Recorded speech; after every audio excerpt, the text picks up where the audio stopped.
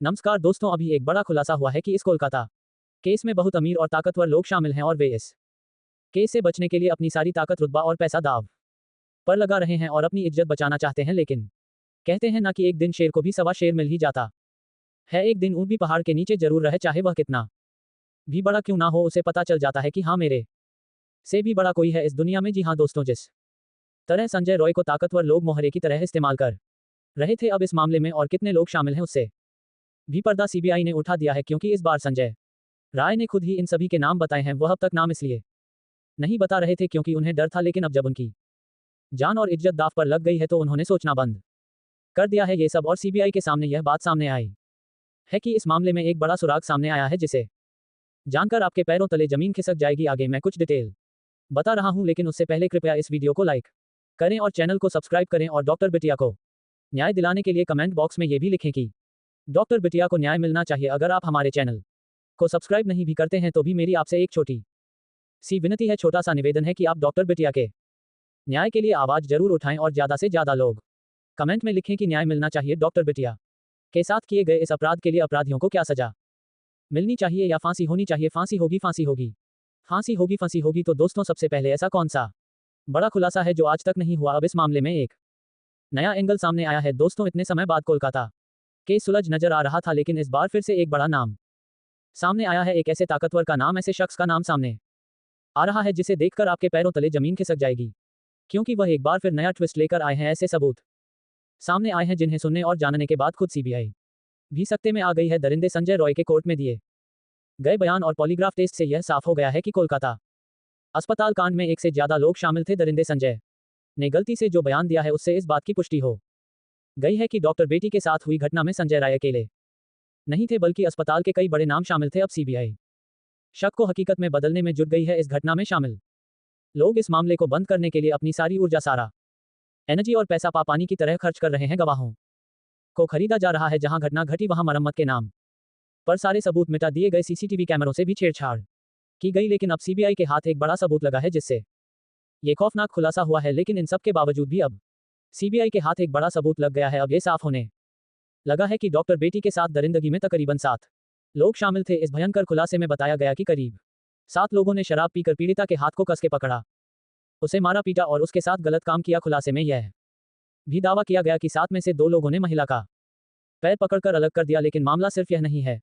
खुलासे के बाद ये साफ हो गया कि इसमें अकेले संजय रॉय का काम नहीं था, बल्कि इसमें कई लोग शामिल थे। अब प्रिंसिपल संदीप घोष समेत 7 लोग का बचना नामुमकिन है। ये सब कुछ जानेंगे विस्तार से, लेकिन वीडियो में आगे बढ़ने से पहले आपसे एक ही रिक्वेस्ट है कि अगर आप भी इस डॉक्टर बिटिया को इंसाफ दिलाना चाहते हैं तो वीडियो को बिना स्किप किए लास्ट तक जरूर देखें। डॉक्टर बेटी के लिए, उस बेचारी बिटिया के न्याय के लिए कमेंट बॉक्स में एक बार justice for Kolkata female doctor जरूर लिख दे। दोस्तों, कोलकाता में डॉक्टर बेटी के साथ बलात्कार हुए लगभग 21 दिन हो गए हैं, लेकिन अभी भी डॉक्टर बेटी को न्याय नहीं मिला है। अभी तक इन अपराधियों को फांसी नहीं हुई है। कुछ जेल में है और कुछ आजाद घूम रहे हैं। दोस्तों, अदालत में दरिंदे संजय रॉय ने वह कबूल कर लिया है जिसके इंतजार पूरे देश को था। पूरे भारत को यह पता था कि यह काम एक बंदे का नहीं है, ये किसी एक शख्स का काम नहीं है, और अब ये शक हकीकत में बदलता नजर आ रहा है। इसमें कोई एक नहीं बल्कि तकरीबन 7 लोग शामिल हैं और सब कुछ पूरी प्लानिंग के साथ किया गया है। यही कारण है कि सीबीआई पूरी तरह से सक्रिय हो गई है और कोलकाता डॉक्टर बेटी मामले में 7 आरोपियों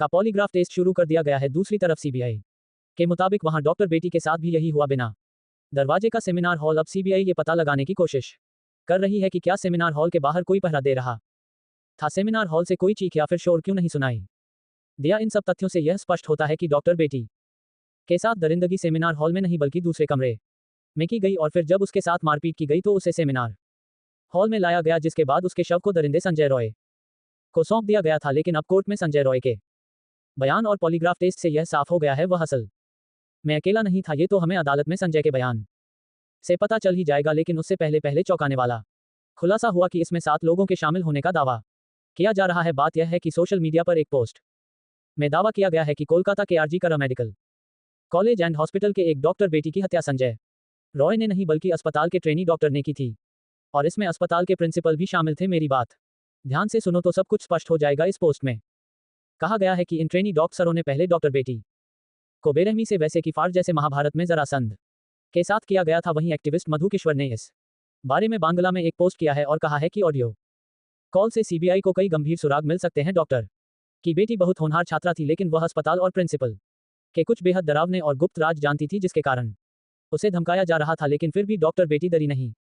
विरोध करती रही कि अगर उसे परेशान किया गया तो वह अस्पताल के काले कारनामों का पर्दाफाश करेंगी, जिसके बाद उन्हें घंटे तक नॉन स्टॉप नाइट शिफ्ट में रखा गया और इसकी जानकारी सीनियर पीजीटी और अन्य लोगों को भी थी। प्रिंसिपल और उसका ग्रुप इस छात्रा के साथ कितना क्रूर था, इससे साफ पता चलता है कि प्रिंसिपल समेत पूरा अस्पताल इस महिला के खिलाफ था, क्योंकि वह सच्चाई और न्याय के लिए झुकने को तैयार नहीं थी। इन सब के बावजूद वह लड़की अपने स्टैंड पर अड़क रही। 9 अगस्त 2024 की रात इन सभी ने पोस्ट में शेयर किया कि डॉक्टर बेटी के साथ हुए अपराध से पहले ये सबसे खौफनाक खुलासा है फिलहाल, और सीबीआई इसी आधार पर जांच आगे बढ़ा रही है। बातचीत से ये भी पता चला कि पहले कई पीजीटी और वरिष्ठ डॉक्टर सेमिनार रूम में आराम करते थे, लेकिन उस रात कुछ छात्रों को वहां अकेले सोने की इजाजत मांगी गई थी। अफवाह फैला दी गई कि कमरा अंडर कंस्ट्रक्शन है और कोई वहां नहीं जा सकता, वहां जाना रिस्की है, वहां रिनोवेशन का काम चल रहा है। इस अफवाह के कारण जिसके बाद सेमिनार हॉल में कोई नहीं गया। अस्पताल के डॉक्टर ने दावा किया कि घटना से पहले 4 साथी छात्रों ने सेमिनार रूम में उसके साथ खाना खाया था। एक लड़की समेत चारों लोग सीबीआई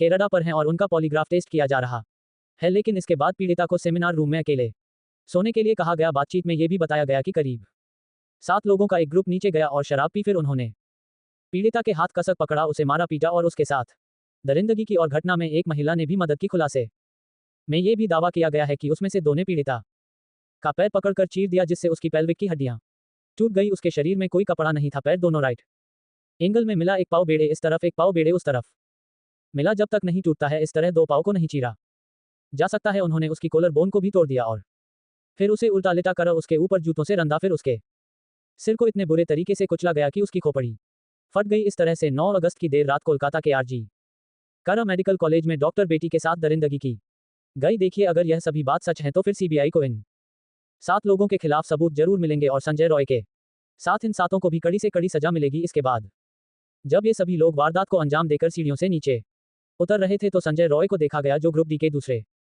कर्मचारियों के साथ शराब पी रहा था। इन डॉक्टरों ने संजय से कहा कि सेमिनार रूम में जाओ, वहां तुम्हारे लिए एक लड़की है। इसके बाद संजय ने डॉक्टर बेटी को अर्धनग्न पड़ा हुआ पाया और उसके साथ गलत काम किया ताकि उसका लिक्विड भी उन 7 मर्दों के लिक्विड के साथ में डॉक्टर बेटी के शरीर में चला जाए। सुबह उस बिटिया का अर्धनग्न शरीर मिला। इसके बाद देश भर में डॉक्टरों ने विरोध प्रदर्शन किया। ये ट्वीट सीबीआई की जांच में काफी महत्वपूर्ण होने वाला है। इस मामले में 7 आरोपियों का पॉलीग्राफ टेस्ट शुरू किया गया है। सीबीआई सूत्रों के मुताबिक आरोपी संजय राय ने पॉलीग्राफ टेस्ट के दौरान बताया कि वह सेमिनार हॉल में पहुंचा था। डॉक्टर की पहले की मौत हो चुकी थी और वह डरकर सेमिनार हॉल से भाग गया था। आरोपी संजय राय ने खुद को निर्दोष बताया है और जेल अधिकारियों को यह भी बताया है कि उसे रेप और हत्या के बारे में कुछ भी नहीं पता है। साथ ही मेडिकल कॉलेज के प्रिंसिपल और 4 डॉक्टरों के खिलाफ भी मामला दर्ज किया, जो घटना की रात एक वॉलेंस थे। इनमें से कुछ डॉक्टरों ने 9 अगस्त की पीड़िता के साथ खाना खाया था। फिलहाल इन सभी से सीबीआई गहन पूछताछ कर रही है, लेकिन आरोपी संजय ने एक बयान देकर सभी को चौंका दिया है। दरअसल 23 अगस्त को कोलकाता की सियालदा कोर्ट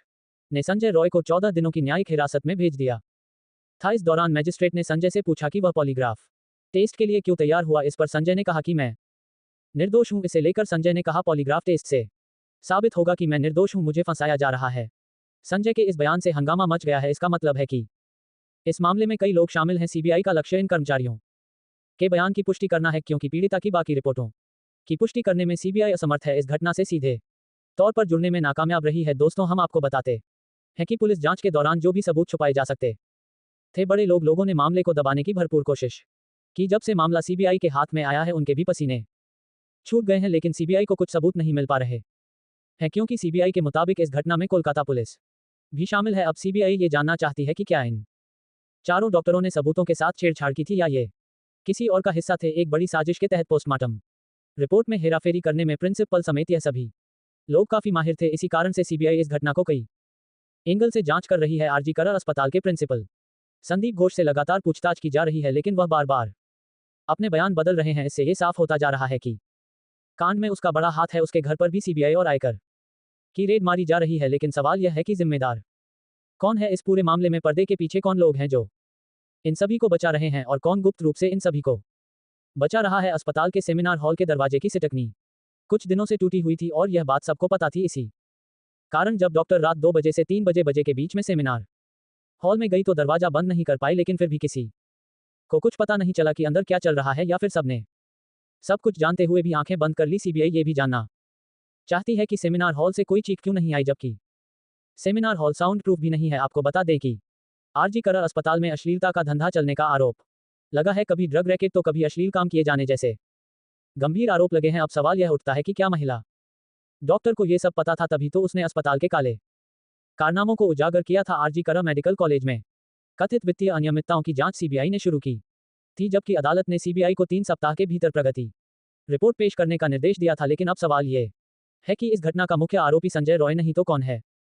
इस पूरी घटना में असली गुनहगार, असली अपराधी कौन है? दोस्तों, इस घटना को डॉट बताने का उद्देश्य किसी को ठेस पहुंचाना या परेशान करना नहीं है, बल्कि आपको सचेत करना और जानकारी देना है। आप लोग इस प्रकरण के बारे में क्या सोचते हैं? आप इस घटना का मुख्य आरोपी किसे मानते हैं? कमेंट बॉक्स में जरूर बताएं। और साथ ही दोस्तों, कमेंट बॉक्स में जस्टिस फॉर फीमेल डॉक्टर जरूर लिखें और इसे अपने दोस्तों और रिश्तेदारों के साथ ज्यादा से ज्यादा शेयर करें, ताकि यह जानकारी सभी तक पहुंचे और उस लड़की को डॉट न्याय मिले। दोस्तों, मिलते हैं अगले वीडियो में, तब तक के लिए जय हिंद, जय भारत, वंदे मातरम। बधाई संदेश। अरे वाह, 5 सितंबर, आज नन्ही मुली प्यारी सी गुड़ी। योजक चिन्ह, 50 वर्ष की हो गई चिंतन बिटियां। 50 वर्ष के गुड़ियां हर आने वाली सफर में हर सम विषम परिस्थितियों का धैर्यपूर्वक डटकर सामना किया और अपने समस्त सामाजिक पारिवारिक दायित्वों का उचित निर्वहन किया। आशा है भविष्य में भी इसी तरह अपने कर्तव्यों का पालन करती रहोगी। आने वाले वर्ष लाएं ढेरों खुशियां, महकती रहे जिनसे तुम्हारी जीवन बगियाएं। जन्मदिन की 50वीं वर्षगांठ की बहुत बधाई एवं हार्दिक शुभकामनाएं। मौसी मौसा के साथ प्यार, आप द मौसी मौसा के साथ चित्र प्रेषित। झलक ते नीरा ओ एक गुजारे कुछ लम्हे उन मधुर स्मृतियों की। एक ए